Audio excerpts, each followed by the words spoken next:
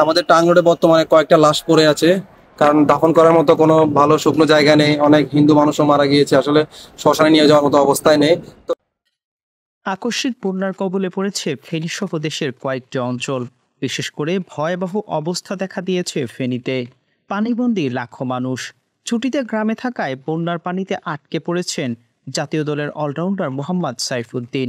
ফেনী থেকে এক ভিডিও বার্তায় বন্যার ভয়াবহতার কথা তুলে ধরেছেন তিনি।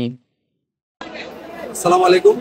আসলে সত্যি খুব ভয়াবহ পরিস্থিতির মধ্যে দিয়ে পার করতেছি। আসলে ঘরে বসে থাকতে পারলাম না, কারণ আমরা বিদ্যুৎ বিচ্ছিন্ন, মোবাইল নেটওয়ার্ক কিছুই নেই।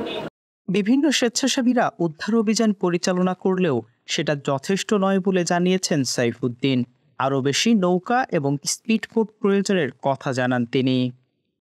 এই মুহূর্তে আসলে দুঃখের সঙ্গে বলতে হয়, আমাদের অনেক বেশি স্পিড বোট বা অনেক নৌকার প্রয়োজন। কারণ আমাদের বিশেষ করে গ্রাম অঞ্চলে আমাদের ফাজিলপুর, শিবপুর, পরশুরাম, ফুলগাজী, ছাউনাইয়া সব জায়গার মানুষ খুব কষ্টে দিন পার করতেছে। আসলে যোগাযোগ করতে পারতেছি না ওদের সাথে। তো আপনারা বাংলাদেশের যে প্রান্তে বিভিন্ন বোট বা নৌকা আছে, প্লিজ ব্যবস্থা করুন। যেরকম পরিমাণে রেস্কিউ টিম প্রয়োজন সেই পরিমাণে এখনো আসেনি। নিজেদের কিছুই করার নেই জানিয়ে দেশবাসীকে তাদের সহযোগিতার আহ্বান জানিয়েছেন সাইফুদ্দিন। আপনার কাছে অনুরোধ থাকবে, এই মুহূর্তে আসলে আমরা অনুরোধ করা ছাড়া কিছু করার নেই, কারণ আমাদের হাতে কিছু নেই, নেটওয়ার্ক নেই, যোগাযোগ করে কোথাও নেই। সবাই ইনশাল্লাহ এগিয়ে আসুন, কারণ আমরা খুব ভয়াবহ পরিস্থিতির মধ্যে দিয়ে আমাদের ফেনী মানুষ পার করতেছি। সবাই দোয়া করবেন। ফাজিলপুর, শিবপুরের দিকে প্রশিক্ষণপ্রাপ্ত উদ্ধারকর্মী ছাড়া না যাওয়ার কথা বললেন সাইফুদ্দিন। অনেক কষ্টে হয়তোবা এই ভিডিও বার্তা করে আবার অনলাইনে থাকবো না। অবশ্যই আপনারা যারা আসবেন সহযোগিতা করবেন, অবশ্যই টাং রোডে আসবেন, এখানে অনেক স্বেচ্ছাসেবী কর্মী আছে।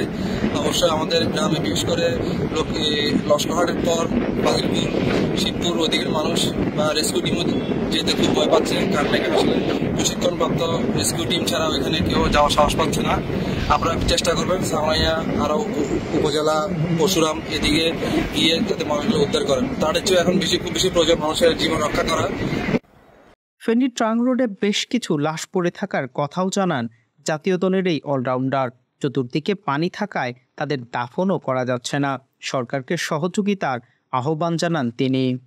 আমাদের টাং রোডে বর্তমানে কয়েকটা লাশ পড়ে আছে, কারণ দাফন করার মতো কোনো ভালো শুকনো জায়গা নেই। অনেক হিন্দু মানুষও মারা গিয়েছে, আসলে শ্মশানে নিয়ে যাওয়ার মতো অবস্থায় নেই।